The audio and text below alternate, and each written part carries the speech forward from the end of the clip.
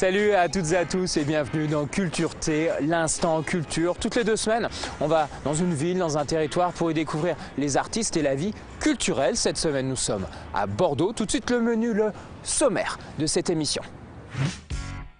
Gérard Rancinan, il a débuté à quelques pas d'ici au quotidien Sud-Ouest. Il est devenu l'une des sommités mondiales de la photographie. Nous sommes allés à sa rencontre. Sams, c'est un jeune rappeur bordelais du quartier de Florac. Nous sommes allés à sa rencontre. Il nous parle évidemment de son amour du rap, de ses influences, de ses références, mais aussi nous explique son phrasé, son flow. Très belle rencontre signée Nicolas Béard. Emmanuelle Grisot, c'est la première danseuse étoile à avoir été nommée à l'Opéra National de Bordeaux.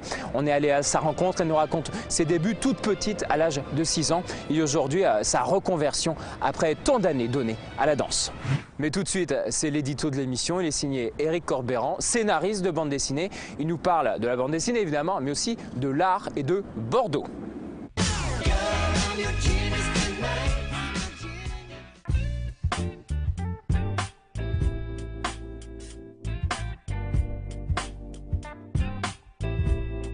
La question, est-ce qu'on se considère comme des artistes? Est-ce que je me considère comme un artiste? Je me la pose tous les jours, pratiquement tous les jours.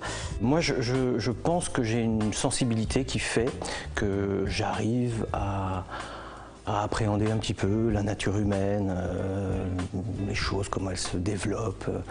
Mais en même temps, en tant que scénariste de bande dessinée, il y a aussi un énorme côté très technique dans le travail qu'il y a à fournir.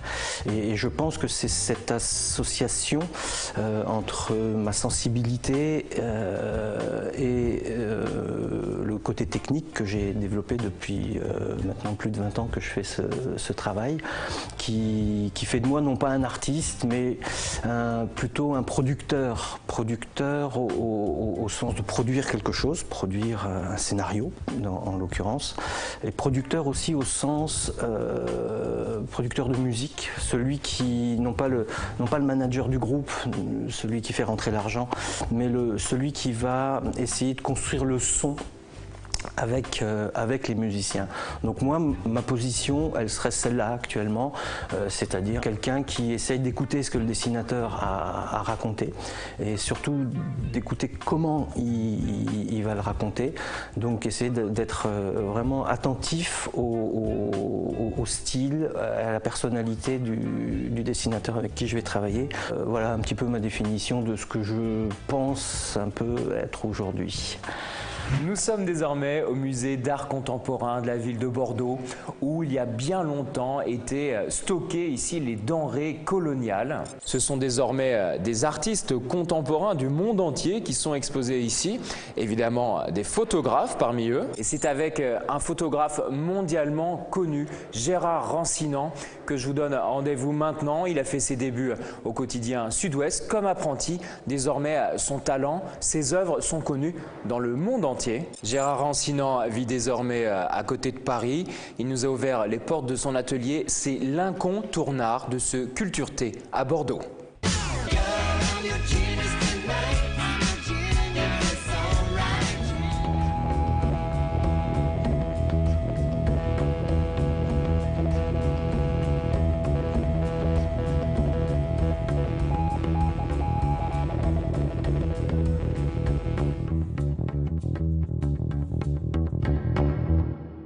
Rancinan, bonjour. Merci de m'accueillir avec toutes les équipes ici, dans votre studio. Alors, on n'est pas à Bordeaux, mais tout a débuté à Bordeaux pour vous. Vous vous souvenez, j'allais dire, de la première émotion liée à une photo ou à la photographie? Oui, bien sûr. Ça a été d'abord la difficulté de la réaliser.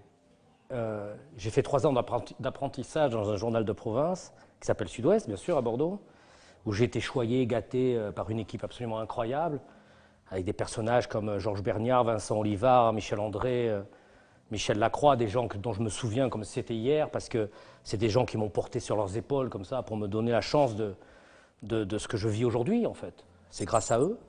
Et en fait, je me souviens de cette photo, la première, qui a été publiée dans le journal.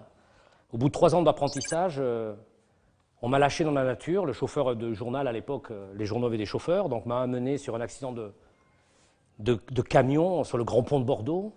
Et j'étais prêt depuis 3 ans, avec un filtre noir, un appareil photo, un grand angle. Et j'ai bouleversé ce camion qui s'était renversé avec quelques billes de bois. J'en ai fait un cataclysme incroyable.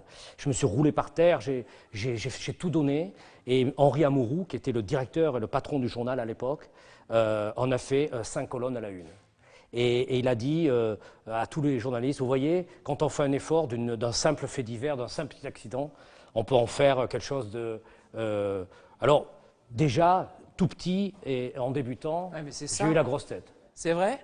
Bah, bien sûr, puisque, en fait, je me suis dit, mais si à la première photo, j'arrive à mettre un... À sublimer un camion sur l'autoroute, la vie est à moi, c'est ouvert. Et donc, mais c'est grâce à tous ces gens qui m'ont facilité ce travail.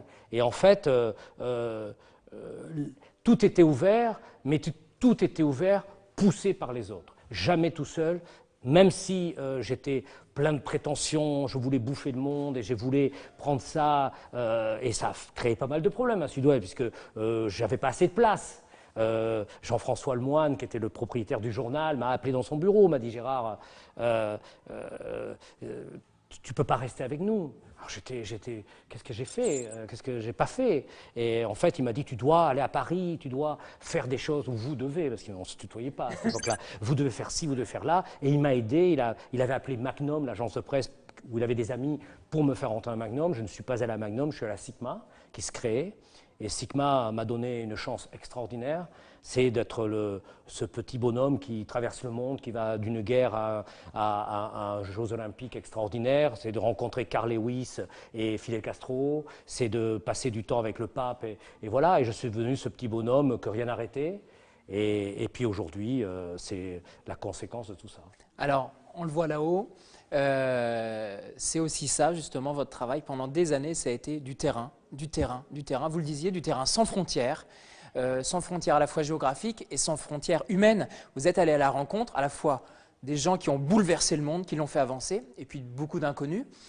Ces rencontres-là, il y a toujours le même enthousiasme, la même envie, la même passion, le même, je ne sais pas, quand on est prêt, qu'on met son billet pour aller dans l'avion, dans le train, on se dit ça va être génial, ça va être une rencontre formidable.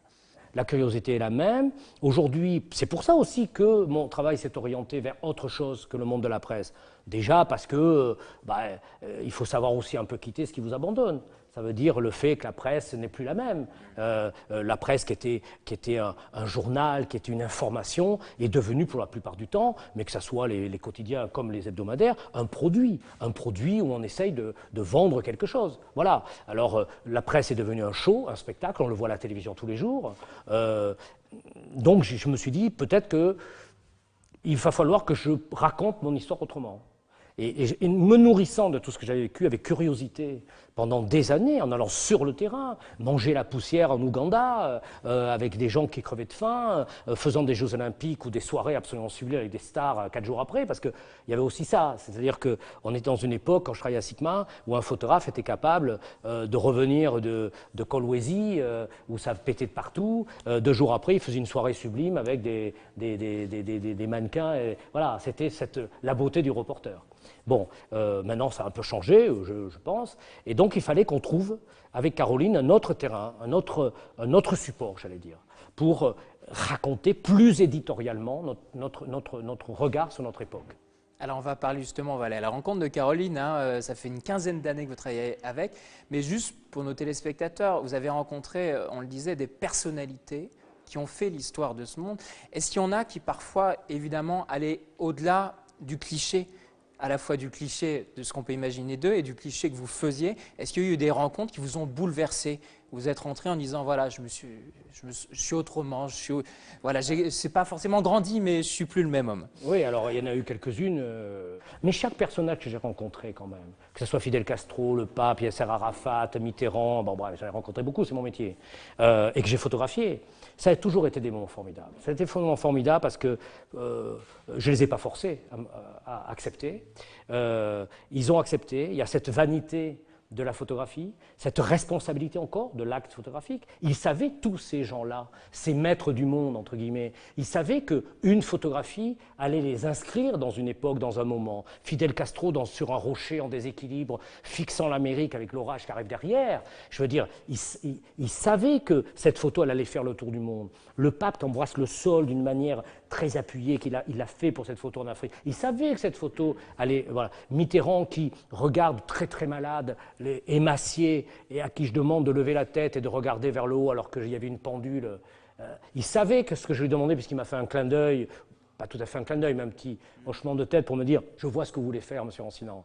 Bon, eh bien, tous ces gens savaient que quand je les photographiais, ils s'inscrivaient dans une forme de petite éternité. Voilà, cette responsabilité de la photographie est importante.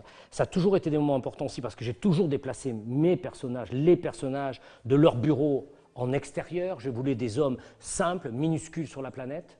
Le Dalai Lama sur un sommet de montagne à 4 h du matin. Quand vous vivez des moments comme ça, ce n'est pas une simple photo. On s'inscrit dans une histoire. C'est ça qui m'a nourri. Et c'est ça qui, aujourd'hui, me permet de regarder et de faire des photos peut-être plus, comme on dirait en américain, en large, vous voyez, c'est-à-dire avec une forme d'être un éditorialiste. Dans toutes mes photos, il y a tout ce que je vous raconte là. On va aller voir Caroline? On va voir Caroline. Allez, c'est parti. Donc Caroline, c'est une rencontre il y a 15 ans. Alors Caroline, c'est une journaliste de talent d'abord. Caroline. Voilà, on retrouve Caroline. Alors Caroline, c'est une journaliste de talent. Je la présente ou vous la présentez? Ah, je sais pas, c'est vous qui connaissez, hein, tous les deux. Moi, mon rôle, c'est je travaille depuis une quinzaine d'années avec Gérard. Je suis journaliste, productrice. Et on a cette collaboration comme une sorte de dialogue entre la photo et le texte. C'est un peu comme si on levait le voile des photos pour en connaître un peu plus le sens, pour pouvoir se poser des questions, avoir une réflexion supplémentaire.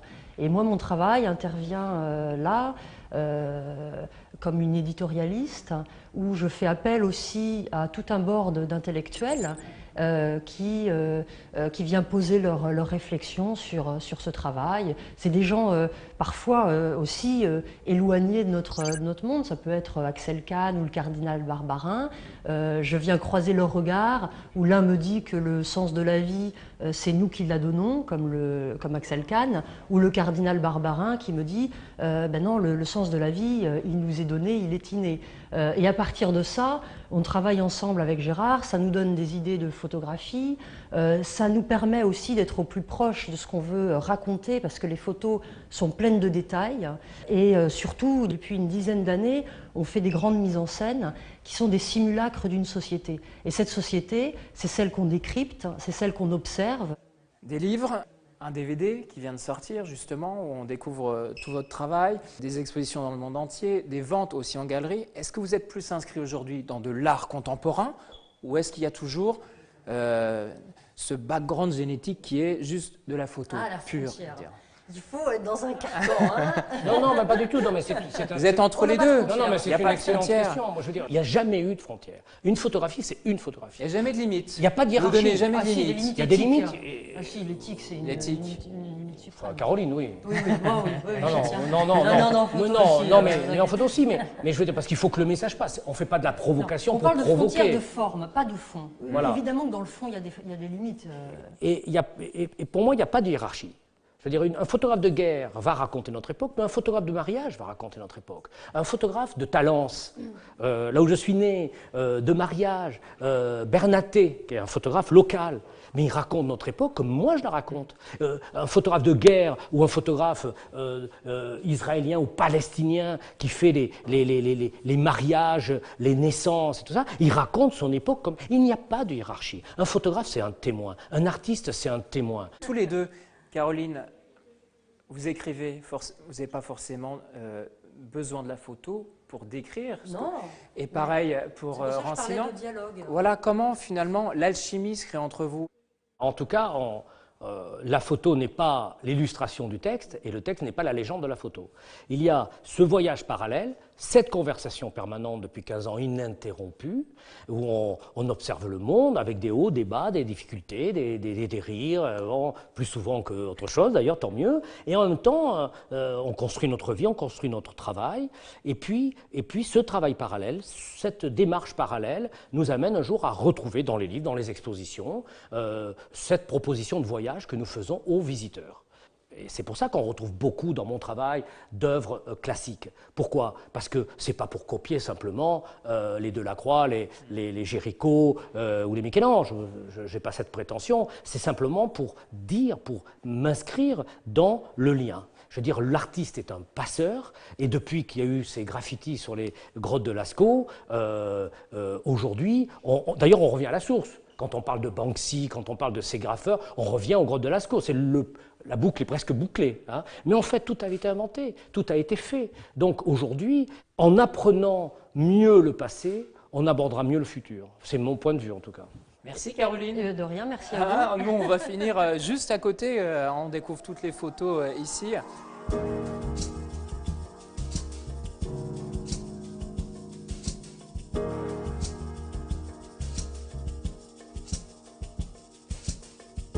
Sinon, justement, vous le disiez, vous vous considérez comme un passeur. Il y a ces écrits très connus, le passeur de lumière. Vous, c'est quoi la recherche de lumière? Évidemment, je pense la lumière pour la photographie, c'est absolument nécessaire. Mais votre lumière intérieure aujourd'hui, après toutes ces années de travail, de rencontres, qu'est-ce que vous cherchez finalement aujourd'hui? C'est de montrer une époque, d'essayer de fabriquer ces petits miroirs maladroits qui renvoient une forme d'image aux gens et qui leur expliquent que voilà, tout n'est pas naïf, il ne faut pas être naïf, il faut simplement regarder l'eau, il ne faut pas être triste, c'est comme ça, les choses changent, se bouleversent, il y a plein d'espoir, il y a plein de choses, mais on va mieux les apprécier peut-être si on n'est pas dupe. Si on est conscient de ce qui se passe, et puis en même temps, voilà, et puis on raconte la vie, je raconte mon époque, j'accompagne mes contemporains. Ma dernière question, on voit autour de nous des photographies qui sont scénarisées, et vous m'expliquez justement, ça peut prendre plusieurs semaines de travail, de préparation, souvent des voyages à l'étranger, etc. Mais au moment clé, ce moment où vous shootez justement, est-ce qu'il y a encore une émotion particulière? Est-ce qu'au fond de vous, il y a, je sais pas, une forme de jubilation, je ne vais pas dire jusqu'à un orgasme intellectuel, mais quel est le plaisir pour vous aujourd'hui? C'est un grand doute en fait. C'est quand j'arrive sur le plateau, dans le studio, je vois ce décor incroyable, ces gens qui attendent et tout ça. Alors là, c'est un peu comme je pense, comme l'artiste qui monte sur scène et qui se dit il faut y aller, il faut y aller. Et puis quand on y est, parfois c'est terrible, on n'y arrive pas. On n'y arrive pas, tout va mal. Alors là, on sort tous les artifices. On sort 30 ans de métier, on sort ce qu'on sait faire de mieux, on est le jongleur. Et on sait qu'on l'a raté, notre truc. On sait qu'on n'y est pas. Et ça, c'est une immense souffrance. Parce que c'est le travail de tout le monde, c'est 3 mois, c'est un espoir qui s'évade. Et puis, il y a des rares moments où, quand on fait quelques photos, on se dit, il y a un déclic. C'est comme un bon plan, c'est comme une bonne question, c'est comme tout, c'est comme un beau gâteau, un beau plat. Eh bien, on se dit, il y a une magie. Il y a la magie, elle est là, et vous savez, en principe, il n'y a pas d'erreur. C'est-à-dire que quand on montre cette photo, quand on la montre au public, et qu'on en est fier, et qu'on la porte, les gens réagissent, ils sont devant, ils sont figés. Le plus important, en fait, je pense, c'est d'être sincère, c'est de simplifier et d'essayer de raconter le plus simplement, sans fausse modestie, mais sans prétention, ce qui se passe devant nous. Si on fait ça, si on y arrive, je pense qu'on a gagné le challenge. Merci Rancinon. Merci à vous. Au revoir. Lorsqu'on parle de la ville de Bordeaux et de la musique, on pense souvent variétoche ou rock. Vous n'avez pas tout à fait tort, messieurs, dames, mais pourtant les choses changent et évoluent. Non loin d'ici, dans le quartier de Florac, a éclos depuis quelques années un jeune rappeur, Sams. Son phrasé, son flow, ses rimes antipersonnelles, ses nombreux featuring font de lui plus qu'un Bordelais aujourd'hui. Son talent est reconnu dans toute la France. Nous sommes allés à sa rencontre. All set? Let's go. Go fast. Ciao, go fast.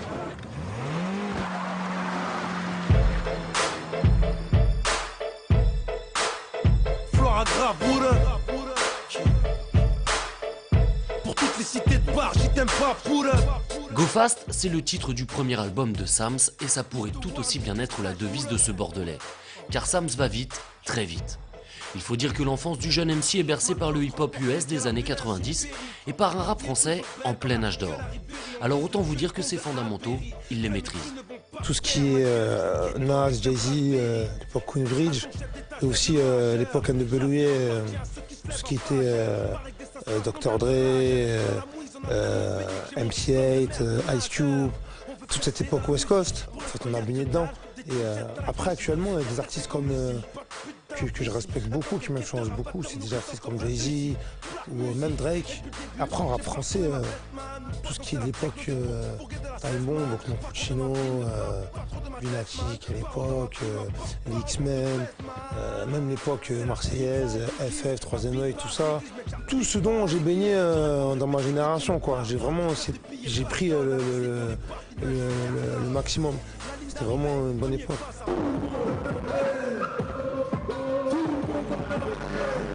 Sams déboule sur la scène rap dès l'âge de 13 ans. Très vite, il assure les premières parties de la Funky Family et du 113, puis de Sefiu, de Youssoupha, jusqu'aux stars US comme Method Man, DMX et même Snoop Dogg. Sams entend bien se faire une place de choix dans la sphère hip-hop, une sphère d'ailleurs plutôt dominée jusqu'à présent par des rappeurs marseillais et parisiens. Comme quelqu'un de chez moi disait, Paris et Marseille n'ont pas le monopole du rap, ils n'ont pas le monopole de la misère. C'est-à-dire qu'en fait, ce que tu peux raconter, tu peux être n'importe où dans la France, tu peux ressentir ces choses-là. Et le truc, c'est que, je me rappelle quand j'avais fait la première partie du Youssoupha, c'était à la Cigale, on était monté sur scène, il y avait mes gars, ils avaient le maillot de Girondin de Bordeaux. C'est-à-dire qu'aucun complexe à afficher d'où on vient. Ce qu'avaient fait les Marseillais à l'époque, quand les Marseillais sont arrivés, même après la vague IAM, la vague, tout ce qui est Funky Family, Troisième œil et tout ça, ils importaient un sang frais et pourtant ils ont bien été accueillis. Sachant là, entre guillemets, la rivalité qu'il y a entre Paris et Marseille, donc la force qu'il y a, c'est de on va dire, bien représenter d'où on vient et de savoir décrire d'où on vient de la meilleure des manières. Je pense que après tout le monde peut l'accepter. Pas le plus à plaindre, aucune bouche à nourrir. On n'apprend pas à vivre, on se prépare à mourir. Grand coup de putain dans la bouche, faudrait les faire taire. TMT non, ni les pieds sur terre et encore moins sur le terre-terre. De jeunes espoirs bordelais, voici Sams bombardé, espoir national. Ses clips sont léchés, la prod efficace, le flow ciselé et percutant, les lyrics réfléchis. Bref, le rap de Sams est conscient, entre rage et dérision. J'ai pas de complexe, je complexe pas. C'est-à-dire que par exemple, je peux parler d'un sujet, je peux parler de rue, parler de ce qui peut se passer, comme je peux parler d'autres choses. Et en fait, j'essaie pas de me donner une image. J'essaie pas de me donner une image, de me donner un genre, juste pour plaire à certaines catégories de personnes. C'est-à-dire que moi, je vais être moi comme je suis. La jeune garde est donc là et plutôt très bien entourée de jeunes talents comme Dean Burbigo ou SP, à des MC plus confirmés comme Sad de la FF ou encore Youssoupha. Dans le rap, il y a ce côté compétition, mais il y a ce côté aussi, on va dire, découverte. C'est-à-dire que quand on rencontre un artiste, c'est un univers qui rencontre un autre univers. Et moi, c'est ça ce que je trouve intéressant. C'est-à-dire que c'est là où tu vois que le travail artistique, justement, il est large. Parce que surtout quand tu rappes, quand tu es vraiment dans ta bulle et que tu rappes, des fois, tu as l'impression de plafonner, de faire le tour de la question. Et de rencontrer d'autres artistes, ça t'ouvre. Un nouveau 6 titres déjà disponible et un premier album solo prévu pour la rentrée prochaine. En attendant, Sams assure la première partie sur la tournée 2013 de Youssoupha. Autant d'occasions pour ne pas rater ce nouveau phénomène. Le socle éditorial de Culture T, c'est très simple à résumer. Être le plus hétéroclite possible, le plus ouvert possible sur le monde culturel. Après un photographe mondialement connu, un jeune rappeur, Sams, c'est désormais une danseuse étoile, la première à avoir été nommée à quelques pas d'ici à l'Opéra national de Bordeaux. Emmanuel Grisot, portrait signé Nicolas Béard et Stéphane Boden. All set? Let's go.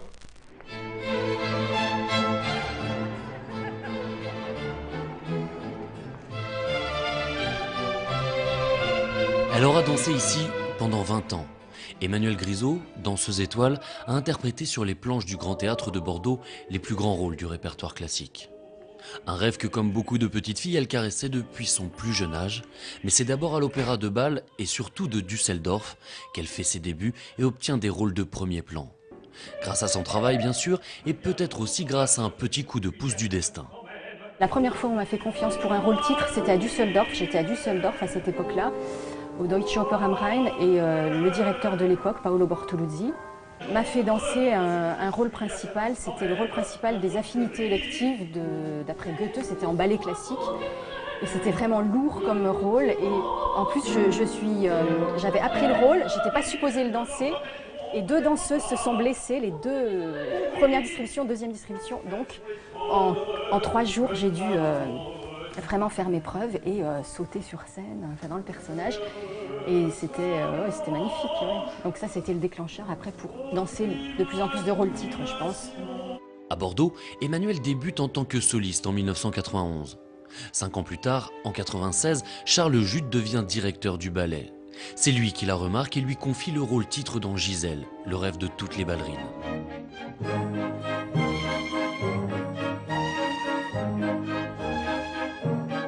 Suivront Casse-Noisette, Roméo et Juliette, Le Lac des Cygnes, La Belle au Bois dormant ou Coppelia.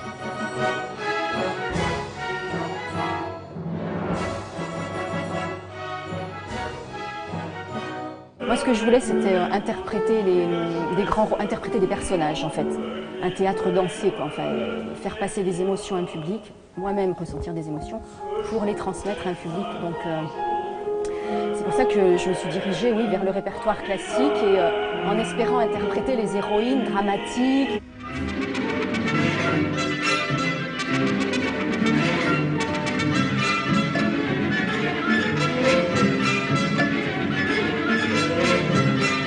On est porté par le personnage qu'on a interprété, la psychologie du personnage. Et voilà, bon, c'est assez rare, c'est pas à tous les spectacles, hein, mais et bon, on peut pas l'expliquer, c'est un mystère. Mais puis il y a une adrénaline qui est incomparable, quoi, de toute façon, avant chaque entrée en scène, même si c'est un spectacle rodé, un spectacle n'est jamais le même. Donc voilà, il y a une espèce d'adrénaline, il se passe toujours des choses différentes avec son partenaire, il y a un dialogue déjà avec son partenaire. Et puis il y a les interactions avec le corps de ballet, ça se transmet au public, on ressent ça à la salle, si ça passe par la rampe, si ça passe la scène, la fosse d'orchestre. Et voilà, c'est assez subtil comme sensation, mais ouais, c'est une drogue de toute façon. Et puis en 2002, c'est la consécration. Charles Jude, le directeur du ballet, son partenaire, son chorégraphe, la nomme danseuse étoile. Un couronnement après des années d'un travail acharné. Moi, c'était un peu un aboutissement dans le sens où j'ai été nommée assez tard au regard de ma carrière. Donc c'était un peu une reconnaissance du travail que j'avais déjà fourni, enfin des ballets que j'avais pu danser, déjà des premiers rôles. Hein. Près de 10 ans plus tard, c'est en Gisèle qu'elle fait ses adieux à la scène.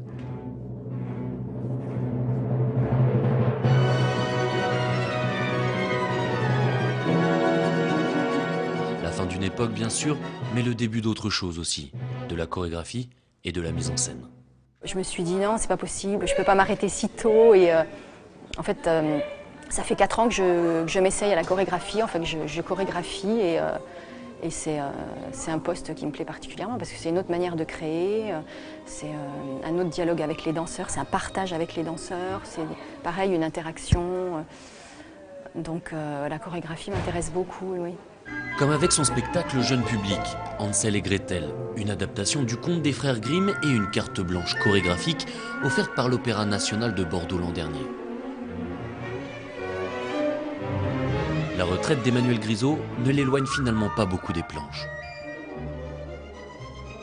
Bon, c'est la fin de cette émission Culture T ici à Bordeaux. Vous le savez, j'adore finir en musique.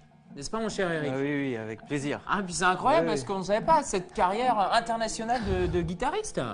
Sur 3 accords. Sur 3 accords? Un La, un Fa, un Ré. Bon, tous finis en musique, en tout cas. Les rendez-vous, c'est le jeudi matin, la chronique Coup de cœur dans le quotidien Métro. Évidemment, Culture T sur Facebook, mon profil. Eric, voilà.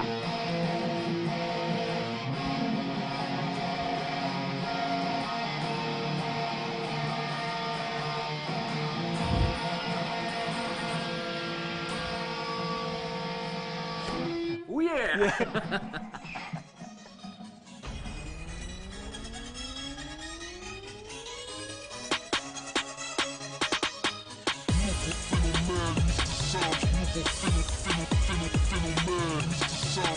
Phénomène,